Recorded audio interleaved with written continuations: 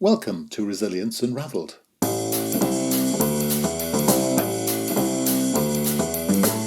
Hi everybody and welcome to Resilience Unravelled, a podcast that examines all aspects of personal and organisational resilience.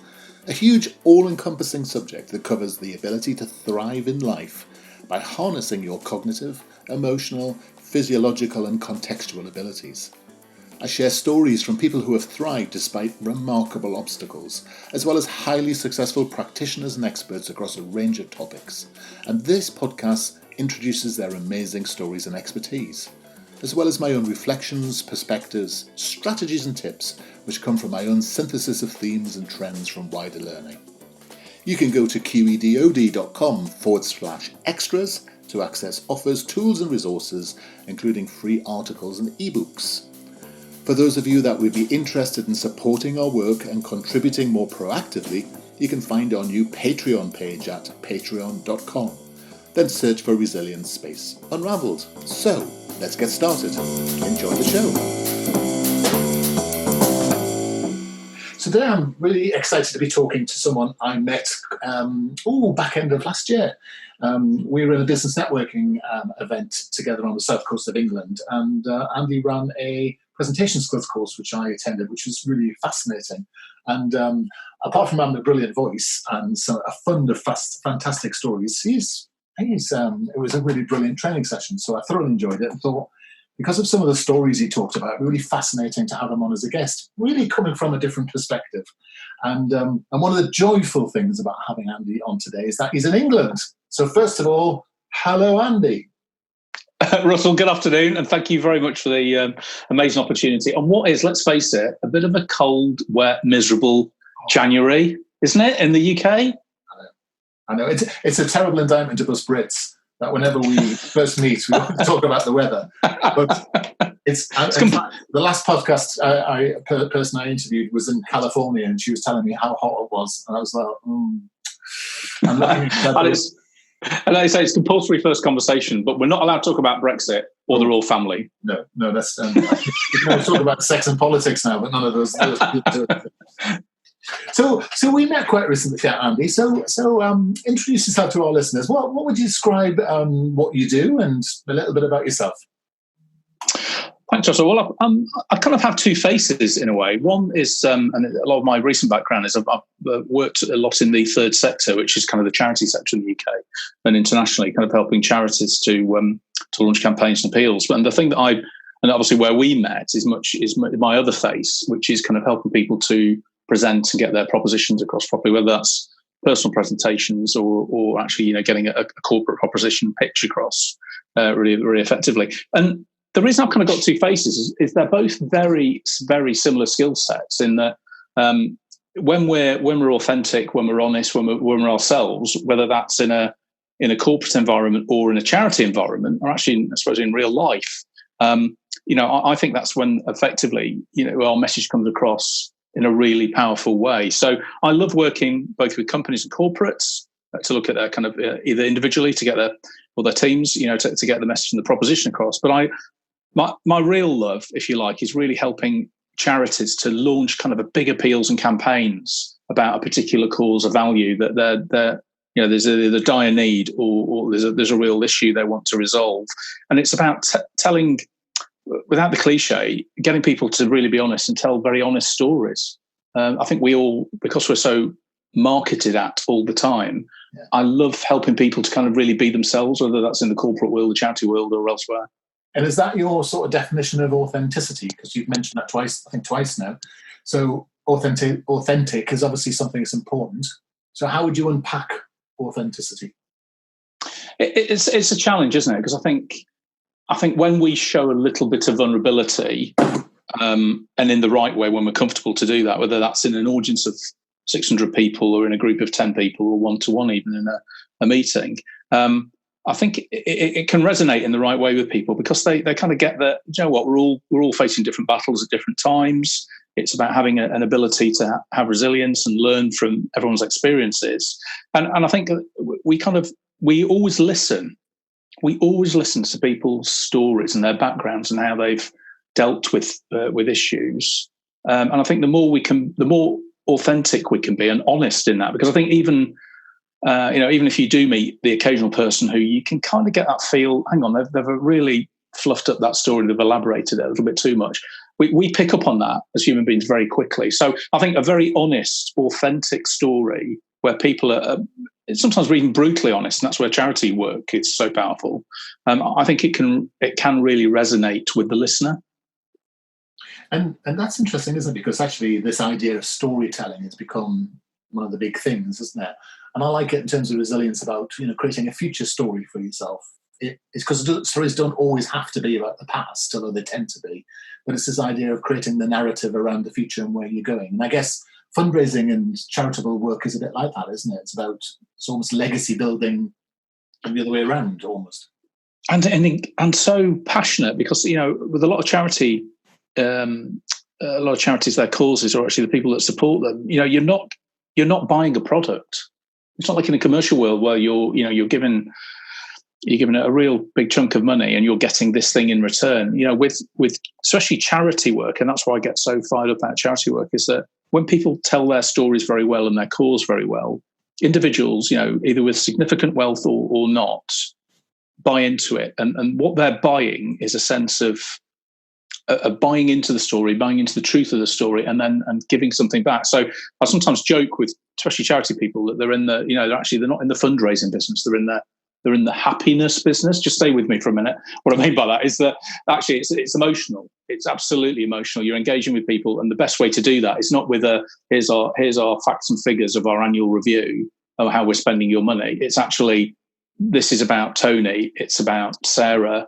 And really getting into their personal stories. And I think, especially when I'm working with individuals corporately to be better presenters, we always have a bit of a magic moment where you suddenly see the mask slip a bit and the professional, and I don't mean this nicely, but the professional corporate face slips a little bit and then the real person comes out. And that's when we all, I think as an audience, we become much more attracted to that individual, to that mission, to that cause, because somebody's being very honest. And that's interesting, isn't it, in the charitable sector? Because sometimes you get that impression where I suppose when it's maybe the authenticity goes out of kilter, where you hear the story, but it's almost been spun to tug at your heartstrings, or it's been spun to part you with your cash, as it were. And I suppose there's some aspects of that storytelling, emotional connection, which can become too cynical. Is it the authenticity that manages that? Yeah, and I think a great example would be something that, in the last few years actually happened in the UK. Is that one of the biggest charities in the UK, Cancer Research UK. They moved from a lot of their language was about we're fighting the battle that is cancer, and it was unfair, and everyone gets that. If you look at their current messaging, all the brand stuff has gone, all the corporate messaging has gone. Yeah. There's a very raw video of somebody being told in a doctor's surgery, you have cancer. Yes, I've seen that. Yeah. And then you then see the other raw video of actually, because of the support people are giving the charity, it means that the treatments they're getting, whatever, you see them in real life actually living their life a little bit later. Or you even see the ultimate story where people who have cancer, they're going into the surgery again and being told, actually, well done. Yeah. You're fine. Things are better, and you see that emotional breakdown. And there's no spin, there's no corporate language. It's real life, and I think that's good on them, because they've really told that human story. And I think we can do that. I know we talk a lot about charities, but I think it is a very human behaviour thing, and that's why I love my two faces in the sense that I work, with charities, but corporately it's exactly the same. I think if we're spinning sales, people know when we're being sold at. Yeah. I want to get to know Russell. I don't want to get to know the corporation. Yeah. And it was something, I've just been at an event today actually where I was very inspired by a lady who was speaking. There's a whole sense of being yourself. I think when we met as well, Russell, and the other people we had on that day, is that's my single takeaway of everyone is please be yourself. But I know that's hard, because you've got to, the mask has to slip a little bit. And it's that thing, isn't it, where sometimes you have to be yourself, but you've got to be sensitive to other cultures, haven't you? Because actually, when you're working in other people's environments, it's almost like when you go and visit another aspect of your family. You've got to be yourself, but sometimes you've got to be a slightly different version of it. But some kernel of it has to still be true, isn't it?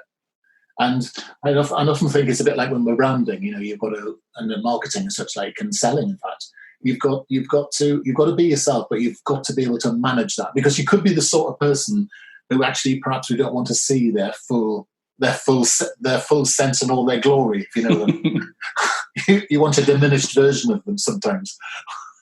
Yeah, and I think as well, but I suppose every day we've got a slightly different set of chemicals running through our head each day. That means that we're in a slightly more comfortable place or not to tell our own personal story. I mean, I've in my past, there's something very personal about me actually, which has also it's set me up for what I do now, but it's a story I very rarely tell. But because of the context of what we're talking about right now, I mean, I feel comfortable, especially having met you, and I know there's probably other people listening, but this feels kind of one-to-one to me. But there's something very personal in my, I had, and I think I opened up on the course about this, because I think the first thing I love doing is telling a very personal story up front, just to make people feel more comfortable that we've all got issues. And I grew up in the north of England, a place called Blackpool.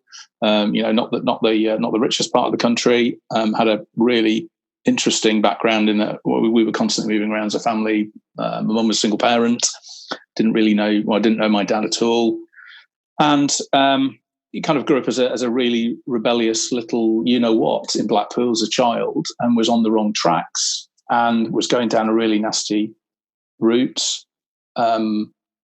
And from that, I kind of pulled back into, I joined an organisation called the Sea Cadets, which is kind of, for young people, it was kind of a military club, which kind of really indoctrinated me into wanting to join the Royal Navy. And then I joined the Navy as a young 16-and-a-half-year-old, and it kind of changed my life in a way. It gave me discipline, perhaps I'd not had. It gave me a sense of purpose and all that. But what is extraordinary about that story is that, for 16 years, I was actually living a lie, because I'm gay.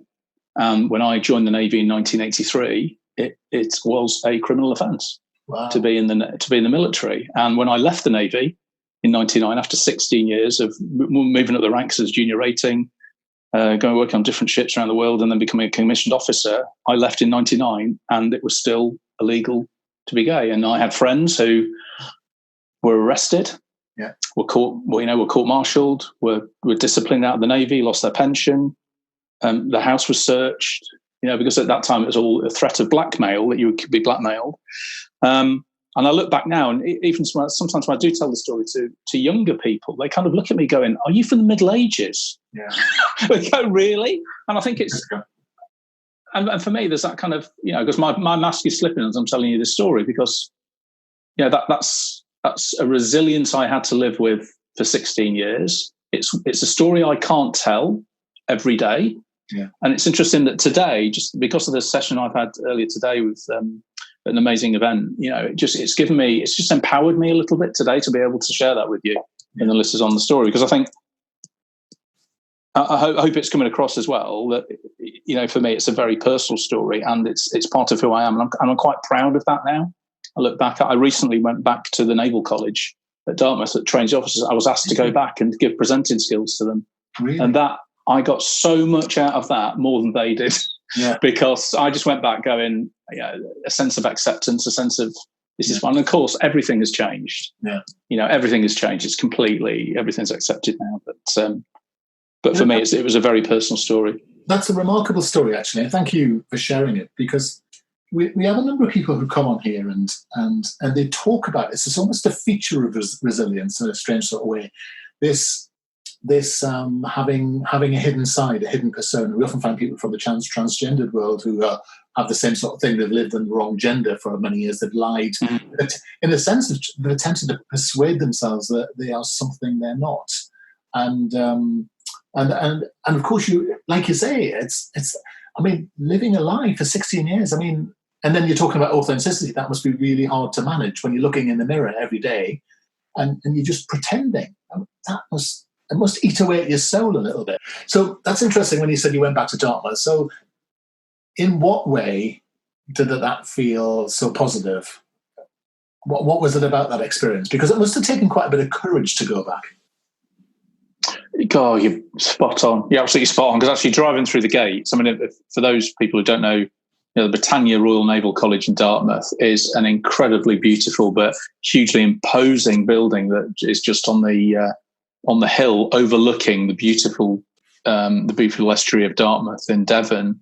And it's an iconic building. So driving through those gates with the Royal Cipher on the gates, driving up, just going through security, and then actually I was privileged enough. I was staying at the captain's house, which is part of the amazing building there, and it was kind of a real moment. I think that a lot of people must have as alumni going back to university, which I never went to university in that sense. Dartmouth was my university, so going back there and being asked to teach the new naval officers that are coming through, there's a little moment you go, okay, I haven't done that badly. And the fact that I as we talked when we met on the presentation day, I really grabbed them at the start, because I rarely tell the story I've just told you, if I'm honest, on stage, because I'm always fearful of reaction in a way. But actually, because I thought, I want to punch them and impact them right at the first moment that we met. So as I was wheeled in, and they saw me as a shiny consultant, have been, what do I know?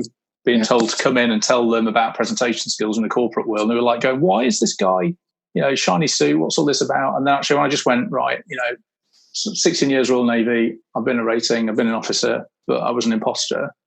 And this is why. I mean, I just, I kind of, it was emotional for me. It was high risk. Luckily, it worked brilliantly, because I had them for the whole day then, and they were just so, a trust developed between all of us, and we really opened up. And a lot of people, their anxiety about presenting came out. And I think, so for me, it was such a rewarding day, but also professionally it was rewarding, because they took away, I think, so much more, because actually I opened up a little bit more. So, every day's a school day, isn't it? I learned quite a lot that day, that in the right moment, in the right way, if I tell the story I've just told you, it works. But I'm always very hesitant.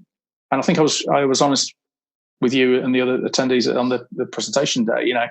I get very anxious presenting, and it's my job, and I help other people. But I think you have to be. Yeah. I think you have to have a bit of anxiety, because otherwise it can come across as incredibly arrogant. So I think if I'd waltzed in there at Dartmouth and gone, right, look at me, and look how I was dealt with, and it would have been like, oh, get over yourself. So I always kind of live. I suppose I live with that. And it makes me feel different in different ways every day. So how did you marshal your own personal resources to conquer that fear? Because for a lot of people in the world who maybe would have bottled it, would never have tackled it, would have got to those gates, looked at that imposing entrance and just sort of gone, ooh, I've got a bad tummy, I think I should take the day off. So what was it about yourself that allowed you to marshal yourself and move forward and actually do it? Because you took a hell of a risk. So, and it must have been a planned risk, because having met you, I know you plan things. So how did you marshal yourself to actually push through that sort of fiery bit? I think because there was a real expectation on me. So the guy who runs the college now, somebody that I joined the Navy with. He's not a close friend, but he knows my story to a certain extent. And I think probably there was a bit of him was maybe hoping that I might open up in that way. And there was never a guarantee. I've never spoken to him about it at all in the prep or anything. And for me, I wanted to meet expectations. Yeah. Well, I wanted to do more than that. I wanted to exceed expectations. I wanted them to get a great presentation skills session out of me and give them confidence to do that. But also I wanted to kind of show some vulnerability in myself and say to them, it is absolutely fine for you to show controlled vulnerability, because it makes you a more authentic person when you're presenting. Yeah. So I think, I suppose, there was a certain determination. I had to do it.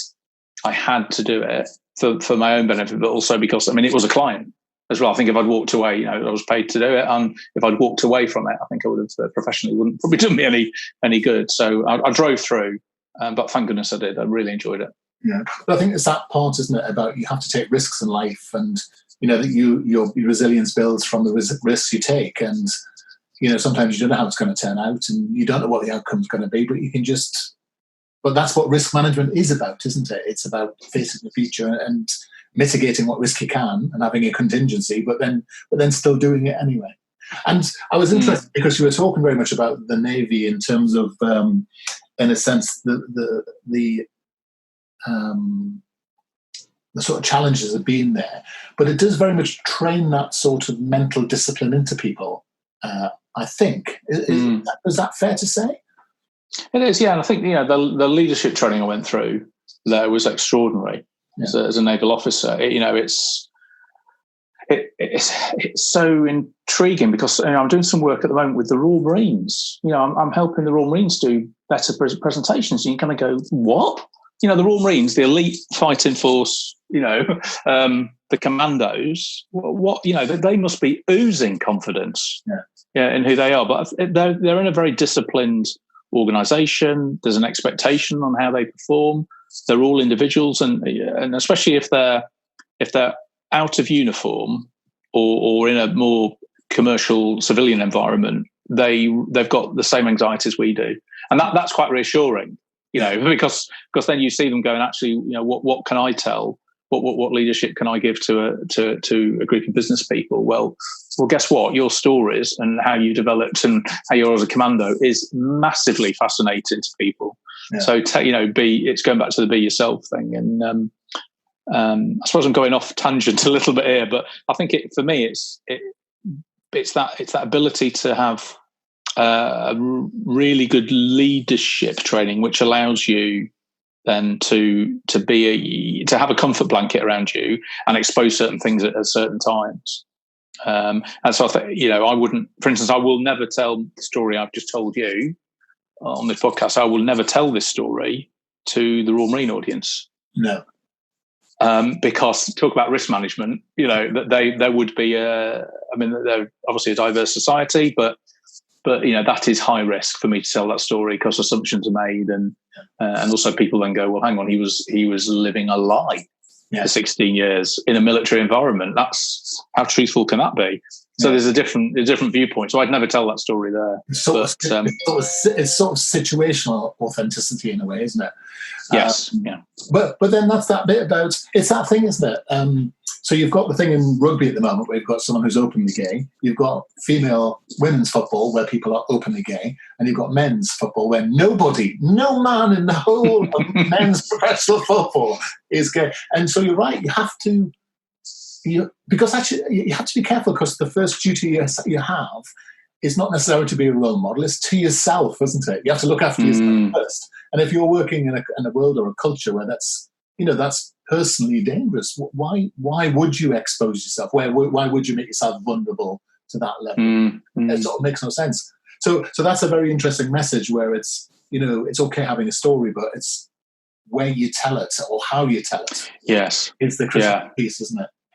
And I think that I want to say to conform. So I think I was conforming. I was in the Navy. I conform when I go to certain presentations, and I meet expectation where I don't tell that story. And it's taken me years to get to the point where I can, I'm having this conversation with you now, if I'm honest, because it's not something I can do every day, and it's less about me. It's more about how do I conform to what as I perceive as society's rules at the right time, at the right place. And that's more about my anxiety and my hang-ups than any audience. Yes. So I think it's something we just learn every day, don't we? And I say you're getting this version of me today just because I've been to a really inspiring session this morning, and it's kind of it's really kind of empowered me, and that's what I love how I love working with people to try and do the same. I try and get people to be more honest, more open about their anxieties, about presenting and speaking, and then really wanting to empower them to really be more personal when they present, and be less of the corporate machine. Yes. That's interesting. So how on earth did you move from being in the Navy to the fundraising world that I understand that, but how on earth did you get from fundraising into training people to do presentations? Well, was a plan, or was this something that just happened? Absolutely accidental, like all the best things in life, really. So I'd had amazing 16 years in the Navy, and I've got absolutely no regrets. I had an amazing time.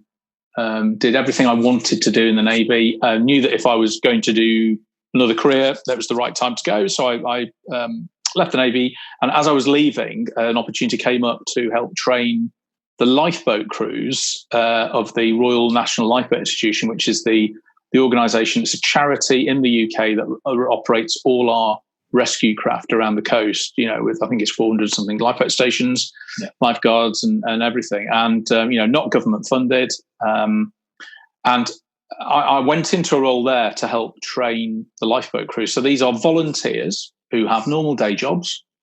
And then if the lifeboat is needed, if there's an emergency and the lifeboat's needed, they carry a pager with them. The pager goes off. They drop everything at work, at home, go out to these lifeboat stations, go out. So these are individuals who, very few of them have had any kind of maritime experience, and they're willing to get out in lifeboats and go out in horrendous conditions, risking their life for complete strangers. So I was honoured to kind of get that role where I was training lifeboat crews. I was looking after all the lifeboat stations in the southwest of England, which is, it's a beautiful part of the world. You never put a lifeboat station at an ugly location. They're always on beautiful headlands, amazing. So I was very fortunate. And while I was there, the director of fundraising at the charity saw me speak at a conference about the importance of crew training and went, "You've just given us our new appeal. And we're going to run the biggest appeal we've ever done," which at the time was £10 million. And it was for crew training. He went, "And you're going to lead the campaign." I was like, "What? I'm not a fundraiser. What are you talking about?" He went, "No, but you can inspire people." And I always felt very genuinely humbled by that. So I moved from operations into that side of it. But interesting, especially for your US listeners, I spent some time operationally actually with the United States Coast Guard when I was with the Royal National Lifeboat. I spent 2 years in America at Yorktown, and I love the fact that they kind of said, right, well, we've got a Brit coming over as our charity ambassador, and we're going to put them at Yorktown, which is the one place where, of course, good old Brits, we had to surrender. So we had great banter. I had 2 years going around the United States with the US Coast Guard team, teaching people lifeboat skills, which was an amazing experience for me. And I think coming back to then go into fundraising, we then ran this appeal. It was highly successful, not down to me, but down to an amazing team of fundraisers behind me. Hit target 2 years early, finally raised over 17 million. And then I kind of moved into more of a presentation role at RNLI to actually just go out and inspire supporters and major donors with what the cause was about. And then quickly switched over to, left the RNLI and then went to work for a consultancy in London, some brilliant people who are great at storytelling, and then moved on to other charities in that. So my kind of, my second career has been charity. And from that, my third career now is this presentation consultancy, because it brings out the best of what I've done in the Navy. I think it brings out the best of what I've done in the charity world. And I now get the chance to kind of, I'm in that middle of the three circles. I'm extremely passionate about it. It luckily pays the bills, and I'm giving something back. Well, and that's interesting, because a lot of people hear some of the talk of these motivational speakers who are saying you need to have a goal, you need to have a plan, you need to map your life out, blah, blah, blah, blah, blah. But what you're demonstrating is that you can find your passion in what you're doing. You don't have to go out, you don't have to invent it by inventing what the passion is and then going out and finding it. And I think that's quite interesting, isn't it? Because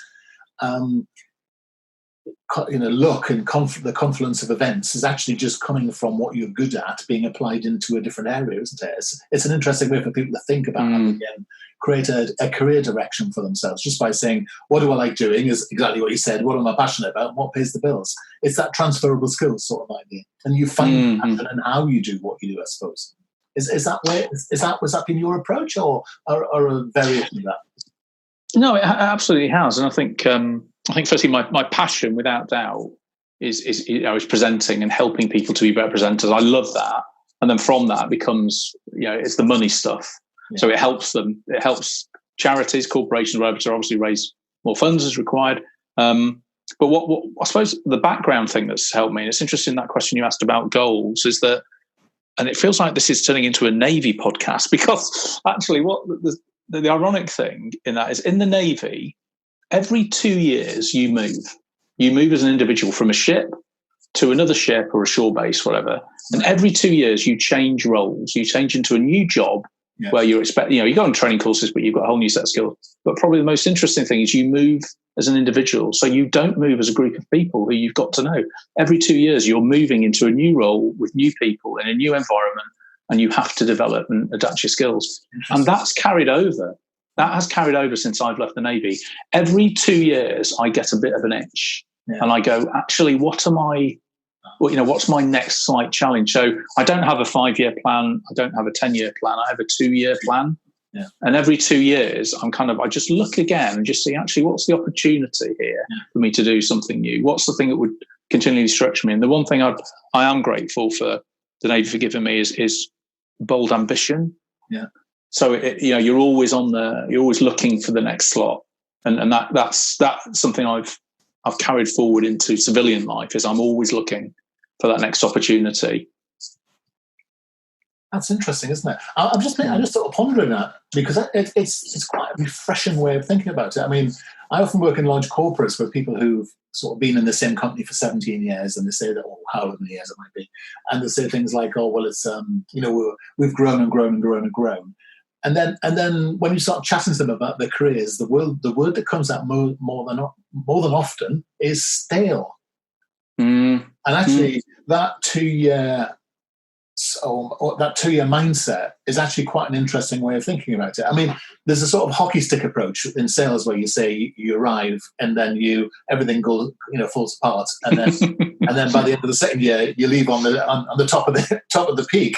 Mm-hmm. So, but I like that idea, because I think that's that thing about keeping your eye on the marketplace, keeping yourself marketable, keeping yourself nimble, and that's really having a sense of purpose or a sense of market awareness is actually part of resilience. So you're not ever becoming a victim, because you're actually just giving yourself a new set of control and choices every 2 years, aren't you? I mean, it's really and I think, as you say, sales, it's the same going back to charities. I mean, within the charity world, the thing that really is in the middle of all my three circles is appeals. So I love working with charities to help develop, establish, launch, and see through to conclusion appeals. And as we're talking, I've just realised that tends to be a 2-year program.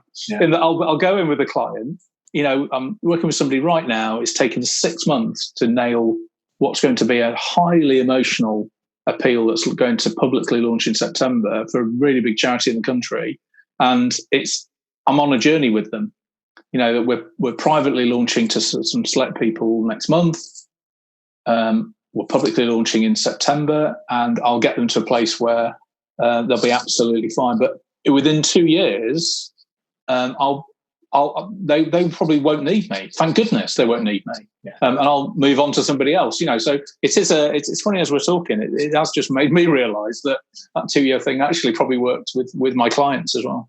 It's a very healthy thing, isn't it? Because I do meet consultants and who so basically, once they get a clause into a client, they sort of milk them forever. And I've always had that same belief that actually you need to have the ability to you need to know that you're going to say goodbye, so you transfer your skills. Then you don't get bored of each other, or sick of each other, or stale with each other. So, but the question obviously begs itself to be asked, which is, how many years have you been doing what you've been doing now? This last bit, because if it's obviously an iteration of some form of 2 years, is it? It's there you go. For 5 years I've been as the Inspiration Bureau. 5 years now I've been running as the presentation face. 20 years still going in the charity sector. Very much. And I kind of 16 years. So it's got to be an even number, hasn't it? So next year, 2020, my goodness, 6 years. It's a good one. But I kind of, so I say the charity stuff, 20 years now I've been with the charity sector, and long may that continue. 5 years now as a more corporate presentation consultant. And that's where I say my passion has really grown now. And then the military kind of, in the past. So I think it's what's next. I'm again, today's been quite an inspiring day for me, ironically, from the Inspiration Bureau. But and for me, it's given me a sense of I'm on the right track. I'm on the right track. Stop beating myself up. And my slogan for this year, as we have New Year's resolutions, don't we? But I've said, that it's not going to be a resolution. It's a mission for me. Is not to sweat the small stuff. Yeah, is to really kind of enjoy what I'm doing. As long as my clients are happy as well, and I'm giving something back, and I get so much. And that's why I'm so focused on charity work. Still, is that I get so much back from those charity works. I'm just about to finish with a client. I've been with them. Funny old thing, 2 years. The appeal comes to an end on the 1st of April. They've just blown the target out the water this week, and that's a brand new air ambulance helicopter coming to Cornwall, and that will be emotional. 1st of April, going down there, and that was an extraordinary journey with them. And I'm looking for the next emotive appeal. I've got a couple of things in the pipeline now, but I'm always looking for the next one, and say on the more corporate side, really helping people to kind of grow their skills. Yeah. Interesting. I must talk to you about a charity that I'm involved with. You see, now this is all about connections and links. So I'm just all my lights are going off. So, Andy, it's fascinating talking to you. But if people want to get hold of you and have a look at what you do, and maybe talk about fundraising or presentation skills, because I can attest to your course itself, and I'm someone that does a lot of professional presentations and thoroughly enjoyed it and learned a lot. And it was only a taster as well, the thing that you and I were on. So how can people get hold of you? Where can people find you in the world? Well, best, of course, I think, is good old LinkedIn. So I'm on LinkedIn as Andy Taylor-Whyte, TAYLOR-WHYTE. And also at the Inspiration Bureau, which is the inspirationbureau.co.uk. Let me leap in there. It's not the Inspiration Bureau. It's inspirationbureau.co.uk, isn't it? It is, yeah, the website, yes. Yeah. Good call, thank you. But I think, LinkedIn's, that's my platform of choice for the next 2 years. That's my platform of choice. I'm really enjoying it, actually, on that. I think, we can do stuff across multi-channels, don't we? But I'm getting lots of conversations, lots of engagement, and a really big audience on LinkedIn. So Andy Taylor-Whyte, Inspiration Bureau, happy to chat there. Or say the website is inspirationbureau.co.uk. Fantastic. Wow. Well, thank you for spending time with us today, and thanks for that story. It was amazing. And I think what you've highlighted for me is that I've always found the storytelling thing difficult. I find it hard to listen to, and I find it hard to tell. But actually, you are absolutely right. You've sort of nailed for me that if you want people to see behind the persona, you do have to give something of yourself, don't you? And naturally, that's how you build trust and rapport, and that's the only way to be authentic, isn't it? And honest. And I think we're all so intelligent that we pick up if someone's trying to fluff that. Yeah. And trying to really be not imposter syndrome, but genuinely be an imposter. I think people work that out if it's not truthful. Yeah. So the more truthful the story, always the better engagement. Yeah. Well, thank you for spending time with us today. We've had all sorts of IT issues thrown our way, but you've been extremely generous with your time. I really do thank you for spending time and talk to you about your journey and what other people can perhaps pick up from you today. So thanks so much. No, thank you very much. I really appreciate the opportunity. All the very best. And you take care. Bye. Hi everybody. I hope you found that episode useful and interesting. Feedback is always welcomed, and if you are in the mood to subscribe to us or even leave a comment on iTunes or Stitcher, that would be amazing. If you want to suggest ideas or even people you would like me to interview, then reach out to us at qedod.com/contact. As I said earlier, you can go to qedod.com/podcasts for show notes or follow the links. And you can go to qedod.com/extras to access offers, tools and resources, including free articles and ebooks. For those of you that would be interested in supporting our work and contributing more proactively, you can find our new Patreon page at patreon.com. Then search for Resilience Unravelled. I look forward to being in your ear next time around. Take care.